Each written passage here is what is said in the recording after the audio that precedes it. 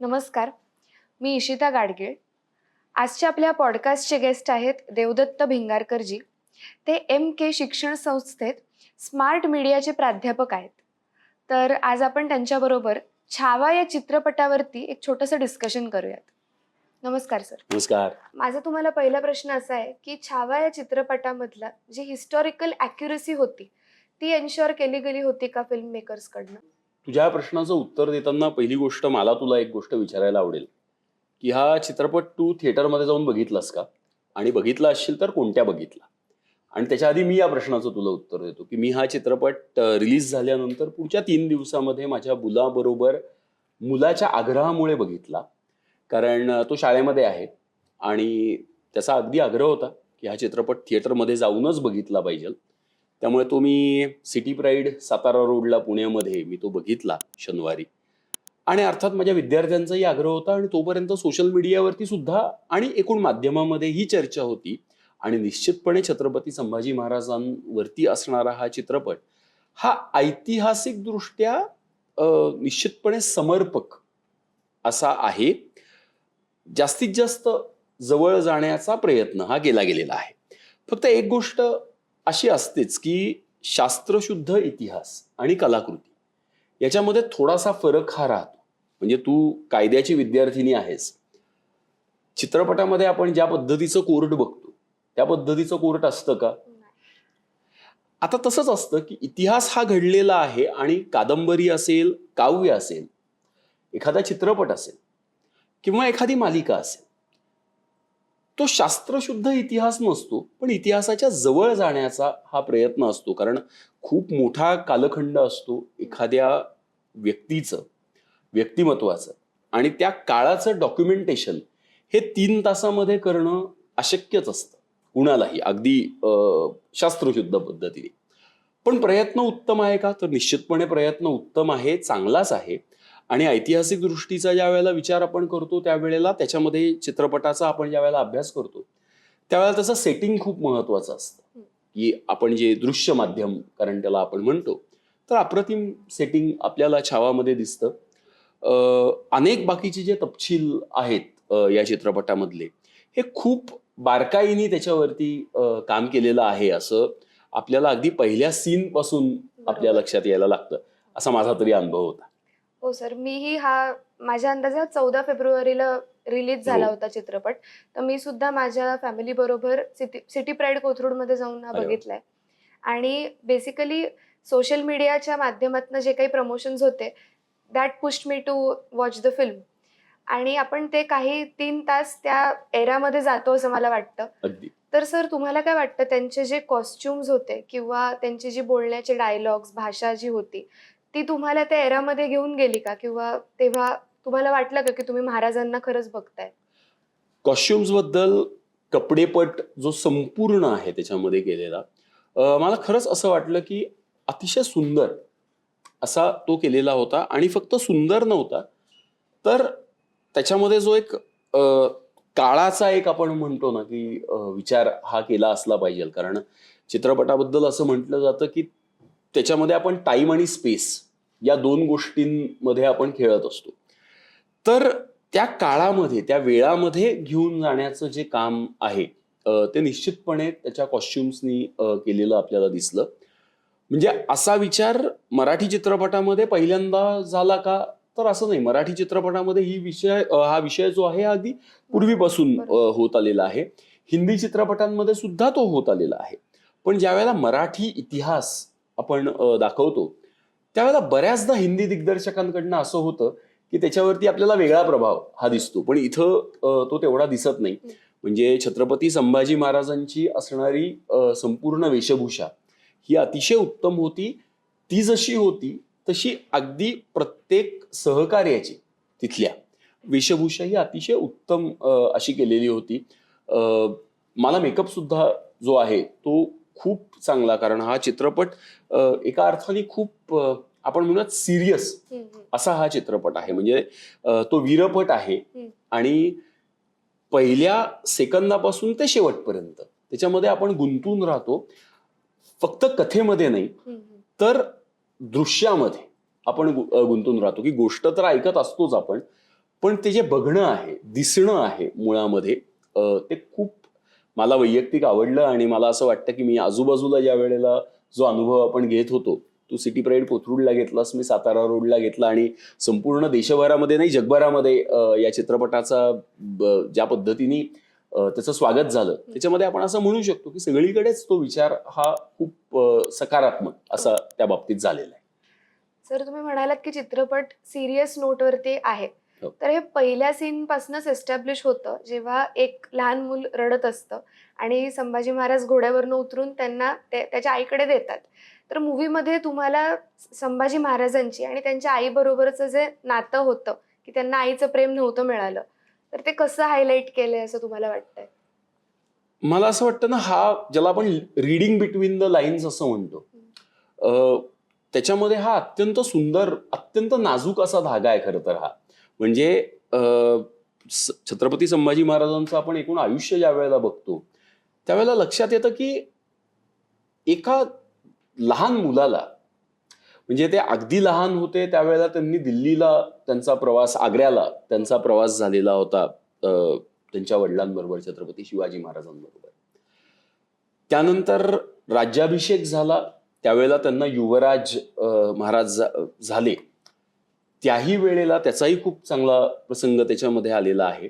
त्यानंतर ते स्वतः स्वराज्याचे प्रमुख झाले, स्वराज्य विस्तारक, स्वराज्य संरक्षक, अशा दोन्ही गोष्टी छत्रपती संभाजी महाराजांनी केल्या. आणि त्यानंतर जी प्रेरणा छत्रपती संभाजी महाराजांनी आपल्याला दिली, तर पुढे मराठी साम्राज्य हे जे आटकेपार गेलं आणि संपूर्ण देश हा स्वतंत्र झाला, मोठ्या प्रमाणामध्ये स्वतंत्र झाला, ही जी जिद्द निर्माण झाली, हे जे स्वराज्य, जे छत्रपती शिवाजी महाराजांचं स्वप्न होतं, जे त्यांनी प्रत्यक्षामध्ये उतरवलं, आणि त्यानंतर जो विस्तार झाला, त्या सगळ्यामध्ये ती जी एक भावनिक साध आहे ती आपल्याला निश्चितपणे जाणवते. आणि संपूर्ण चित्रपटामध्ये तो एक प्रसंग असा असतो की ज्या वेळेला आपल्या पापण्या पाणवतात आणि कालवा कालव होणं ज्याला म्हणतो ना, की कालवा कालव हाच मला वाटतं त्याला योग्य शब्द आहे, की ती काय या घराण्याने आपल्यासाठी केलं आहे,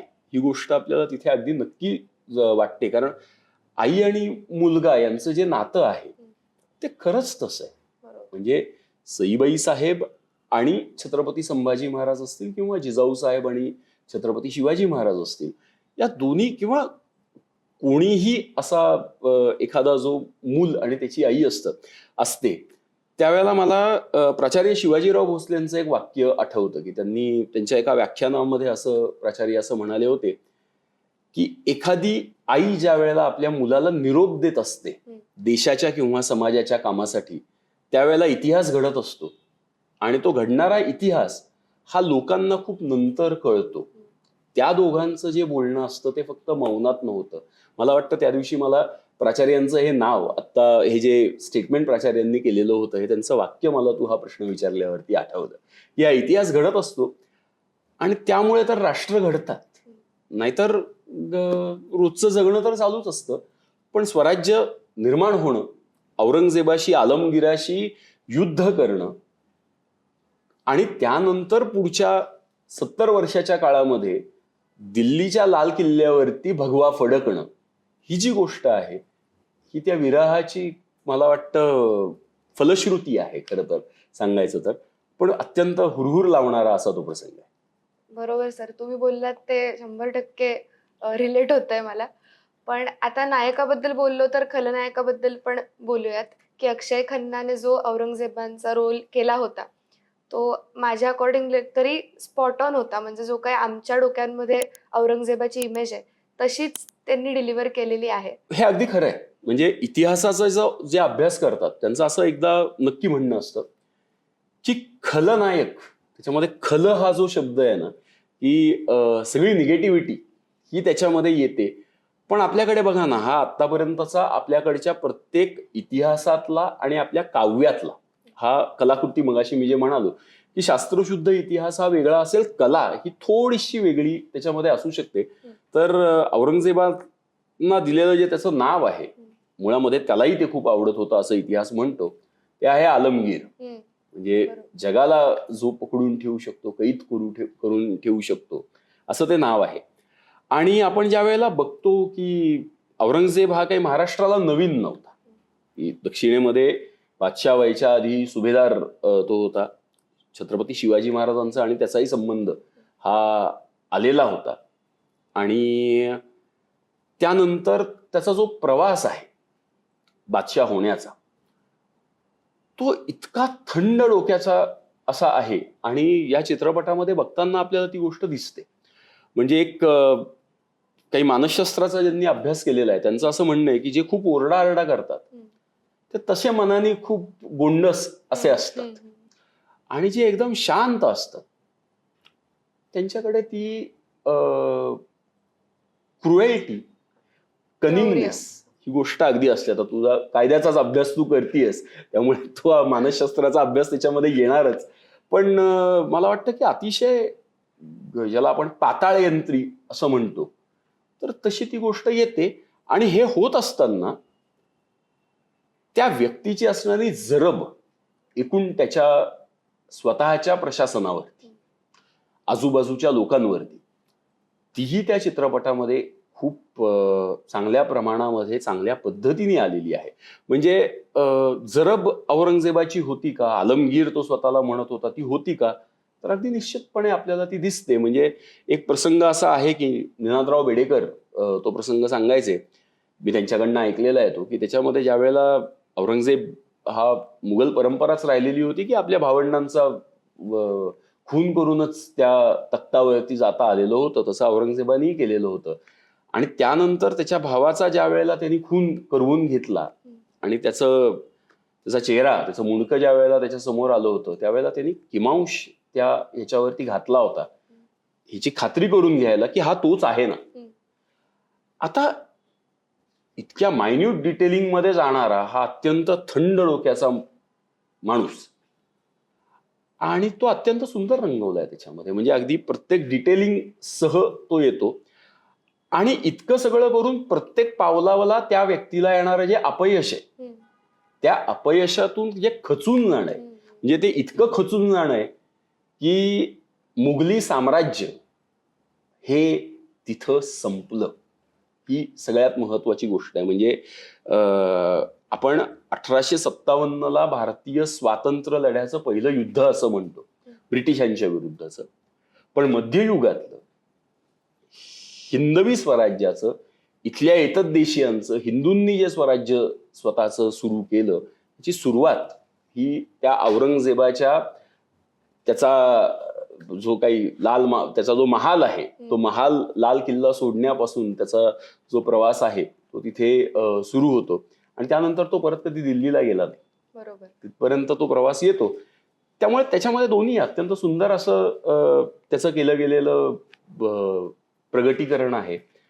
आणि दुसरी गोष्ट म्हणजे एकीकडे त्याची जरब आहे आणि दुसरीकडे त्याची खंत पण आपल्याला दिसते की अरे मी हे सगळं सोडून आलो, मी अख्खी दिल्ली सोडून आलो, आग्रा सोडून आलो, पण शेवटपर्यंत आपण म्हणतो ना की दिवाने आम दिवाने खास, तो शेवटपर्यंत तिथे जाऊ नाही शकला. त्याला शेवटी महाराष्ट्रामध्येच दफन व्हावं लागतं. इथल्या मातीतच तो मिसळला, आणि मिसळला म्हणजे मराठी पराक्रमाने त्याला इथेच संपवला. सर, आणि एक महत्वाची त्याच्यातला एक ऍस्पेक्ट मला असा वाटला की त्यातल्या ज्या महिला कॅरेक्टर्स होत्या, यशूबाई असल्या, सईबाई असल्या, किंवा अगदी मुघलांच्या ज्या स्त्रिया तिथे दाखवल्या आहेत, त्यांचा पण काहीतरी रोल आहे त्या चित्रपटात. तर मला एक पर्सनली असं चांगलं वाटलं की हिस्टॉरिकल चित्रपटांमध्ये ह्या रोल्सना अनेकदा दुर्लक्ष केलं जातं, पण आपल्याकडे आता हे एक मराठी राण्यांचंही कल्चर दिसतं की महाराज जेव्हा लढायला जातात तेव्हा त्या असतात जे राज्य सांभाळत असतात. तर यावरती तुम्हाला काय म्हणायचं? निश्चित तुझं ऑब्झर्वेशन अतिशय करेक्ट आहे, योग्य आहे एकदम. फक्त एकच गोष्ट अशी आहे ना की आपल्याकडे मराठी चित्रपटांमध्ये, म्हणजे भालजी पेंढारकरांनी आपल्याकडे जे चित्रपट निर्माण केले त्याच्यामध्ये आपल्या असं लक्षात येईल की जिजाऊ साहेबांची जी भूमिका आहे ती प्रत्येक वेळेला त्या ठळकपणे दाखवलेली आहे, आणि मुळामध्ये ती आहेच. म्हणजे आपल्याकडे मगाशी आपण म्हणताना जे म्हणालो होतो की ती आई आणि मुलगा यांचं जे नातं आहे, पती आणि पत्नी, एक वीर पत्नी आणि पती याचं जे नातं आहे, ते आपल्याकडे निश्चितपणे राहिलेलं आहे. कारण म्हणून तर इतिहास घडला ना. शेवटी त्या घरातल्या स्त्रीची जर साथ त्या पुरुषाला नसेल तर तो इतिहास घडणं अवघडच असतं. आणि आपल्याकडे पण खूप मोठा त्याग आपल्याकडच्या सगळ्या या महिलांनी, त्या पिढीनी, खरं तर पिढ्यांनी केलेला आहे. आणि त्याचं प्रतिबिंब त्याच्यामध्ये उमटतं.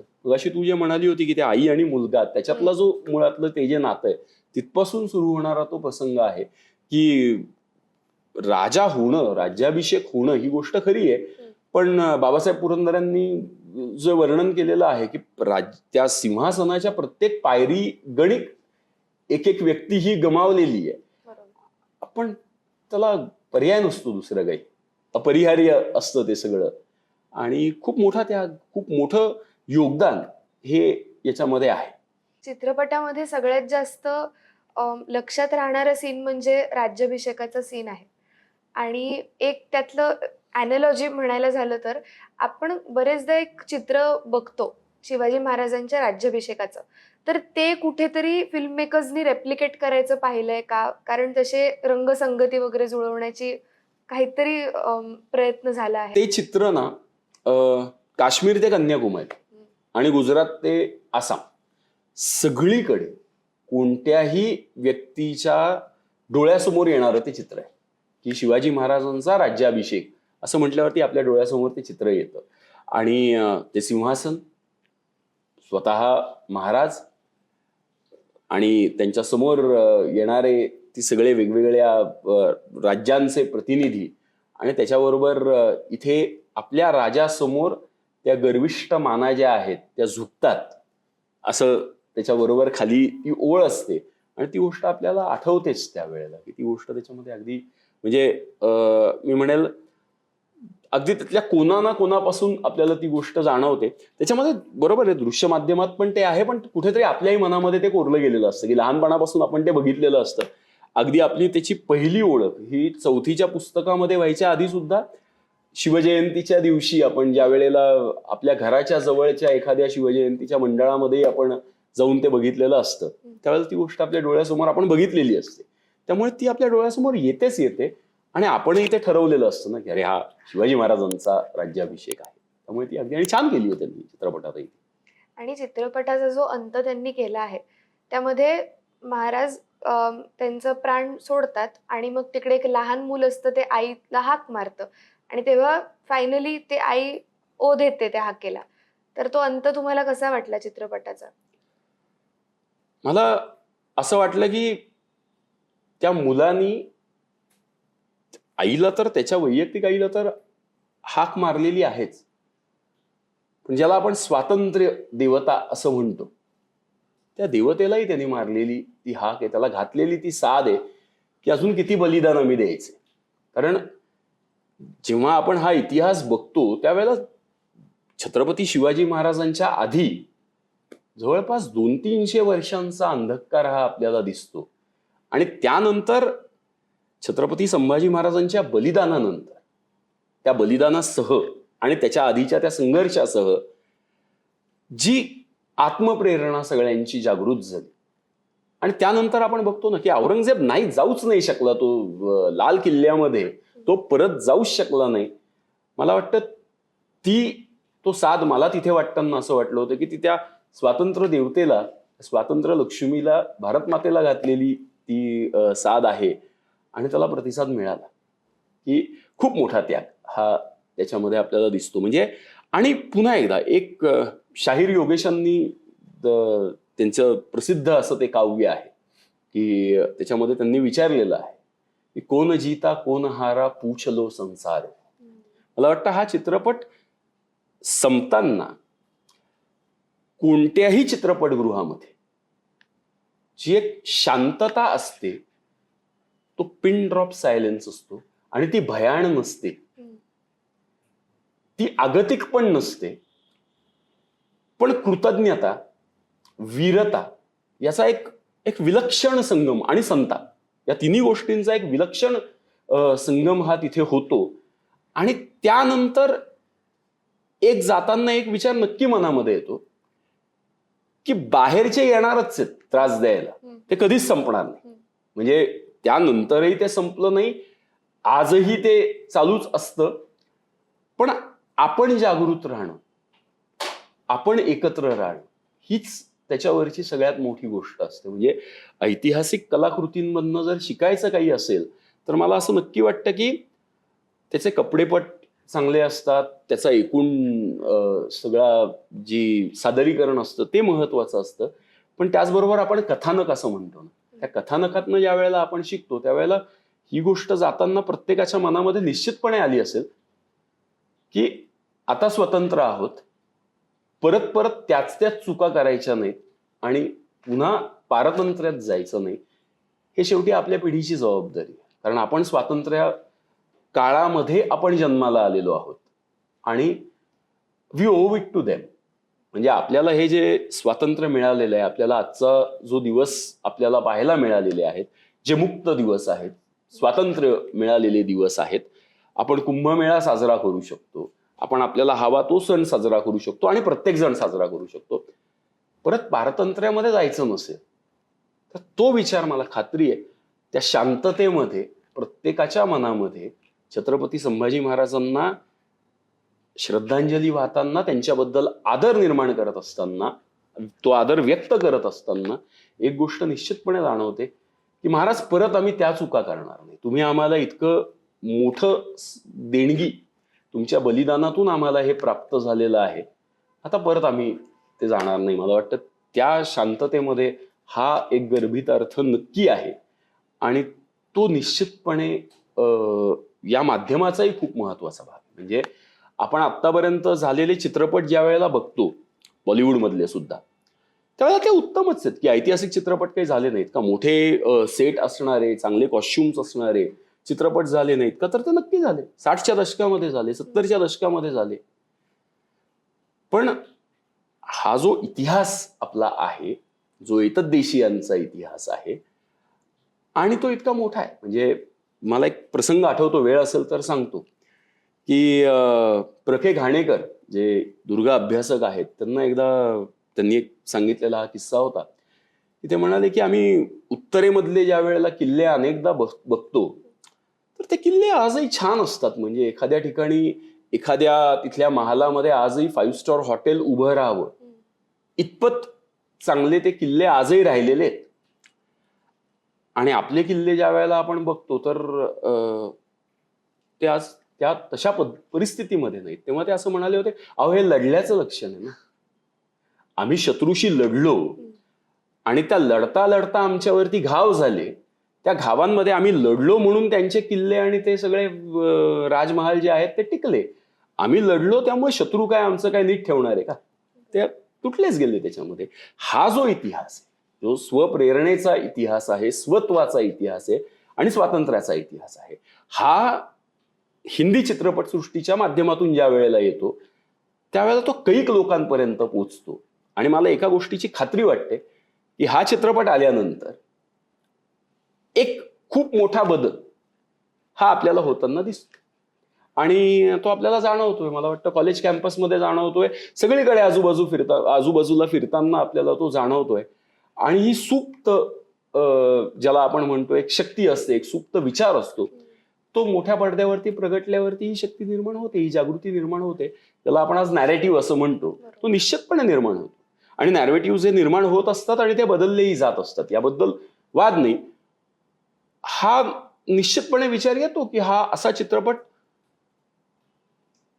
40 वर्षापूर्वी का नाही निर्माण झाला. पण या वादामध्ये न जाता मगाशी म्हटलं तसं आता पुढचा जो चित्रपट आहे की शेवटी हा असणारा इतिहास आपला आहे की महादजी शिंदे यांनी पुढच्या काळामध्ये हाच छत्रपती शिवाजी महाराजांचा जो ध्वज आहे, छत्रपती संभाजी महाराजांचा जो ध्वज आहे, भारतीय महाराष्ट्राच्या हिंदवी स्वराज्याचा जो ध्वज आहे, तो नंतर दिल्लीच्या लाल किल्ल्यावरती फडकला ना. दिल्लीचेही तख्त राखी तो महाराष्ट्र माझा हे म्हणत असताना उत्तरेतलं काहीतरी राजकारण होतं म्हणून एक भावला तिथे बसवावा लागत होता म्हणून बसवला. पण पुढे अगदी 100 वर्षाच्या आत हा इतिहास आपण घडवला आणि तेही चित्रपट आले पाहिजे. पानिपत तर आलाच होता, पण निश्चितपणे हा जो आपला इतिहास आहे हा निश्चितपणे अशा मोठ्या पडद्यावरती आला पाहिजे आणि त्यासाठी मला वाटतं आपल्याकडे शाहिरांची कमतरता नाही, आपल्याकडे लेखकांची कमतरता नाही, आपल्याकडे दिग्दर्शकांचीही कमतरता नाही. त्याचबरोबर आपल्याकडे वीरांचीही कमतरता नाही. ही गोष्ट आपल्याला लक्षात येते की आजही भारताच्या सगळ्या सीमांवरती आपले जे सैनिक उभे असतात, मला वाटतं छत्रपती शिवाजी महाराजांचे, छत्रपती संभाजी महाराजांचे जर खरे पाईक कुणी असतील तर ते आपलं जे नौदल आणि पायदळ आणि आपले तिन्ही सेनादळ जी आहेत, वायुसेना आपली जी आहे, ती प्रेरणा तीच आहे ना. तुम्ही जर म्हणालात नॅरेटिव्ह जे तुम्ही म्हणालात, तर आजकाल ते सेट करण्याचं माध्यम म्हणजे सोशल मीडिया. म्हणजे मी आणि माझ्या वयोगटातली लोक इंस्टाग्राम, रील्स याच्यावरती जास्त करून हा चित्रपट बघतात. चित्रपट रिलीज झाल्यानंतर सुद्धा सोशल मीडियावरती बऱ्यापैकी त्याची मार्केटिंग खूप छान केली होती. तर सोशल मीडियावरती जे दाखवत होते त्याचं आणि ॲक्च्युअल चित्रपट तो मॅच झाला होता ना एक्सपेक्टेशन्सना? बऱ्यापैकी हो. फक्त सोशल मीडिया या बाबतीमध्ये असं आहे ना, ते फार दुधारी शस्त्र आहे आणि त्याचे अल्गोरिदम्स कसे बदलतील हे सांगता येत. तर सोशल मीडियाचा प्रभावी वापर झाला होता का? तर निश्चित झाला होता. पण त्याच्याबरोबर ना पर्सन टू पर्सन जे कनेक्शन आहे, मला वाटतं तो तुझाही अनुभव असेल की त्या पर्सन टू पर्सन कनेक्शननी सुद्धा लोकांना या चित्रपटाकडे वळवलं. आणि ते पर्सन टू पर्सन कनेक्शन हे असं निर्माण झालेलं नाहीये, त्याच्यासाठी PR ची आवश्यकताच नाहीये. कारण छत्रपती शिवाजी महाराज आणि छत्रपती संभाजी महाराज आणि एकूण पुढचा आपला इतिहास हा प्रत्येक व्यक्तीसाठी तो स्वाभिमानाचा इतिहास. म्हणजे त्याच्यामध्ये सोशल मीडियाचा रोल आहे का? तर निश्चितपणे आहे. पण जरी सोशल मीडिया समजा नसता तरी हा चित्रपट एवढाच चालला असता, याबद्दल माझ्या मनामध्ये कोणतीच शंका नाही. याचं कारण असं आहे की हा विचार आपण करत नाही असा दिवस जातो का? असा दिवस जातच नाही. आपल्याला आठवण येतेच, पावलोपावली आपल्याला ती आठवण येते. आणि ती आठवण येते म्हणून तर आपण स्वातंत्र्यामध्ये आहोत. ज्या दिवशी ती आठवण बंद होते त्यावेळेला दुर्दैवाने इतिहास आपला असा आहे की ज्या क्षणाला आपण हा इतिहास विसरतो त्या क्षणाला आपण आपल्यामध्ये भांडायला सुरुवात करतो. आणि आपण आपल्याला मध्ये एकदा भांडायला सुरुवात केली की मग काय होतं तेही आपण इतिहासामध्ये बघतो. म्हणजे इतिहासातला ते म्हणजे इतिहासामध्ये कोळसा पण खूप आहे आणि इतिहासामध्ये चंदन पण खूप आहे. निश्चितपणे चंदनच उगाळायचं असतं आणि कोळसा कशामुळे झाला होता हे समजून आणि उमजून पुढच्या पिढ्यांनी वागायचं असतं. मला वाटतं ती जबाबदारी ही सोशल मीडिया वापरताना खूप जास्त आपण सांभाळली पाहिजे. एवढी एक फक्त जरा काळजी वाटताना वाटते की सोशल मीडियाचा उपयोग उत्तम झाला, पण सोशल मीडिया हा काय ना, युजर जनरेटेड कंटेंट हा कुणाच्या हातामध्ये आणि कुणाच्या डोक्यामध्ये त्यावेळेला काय येईल.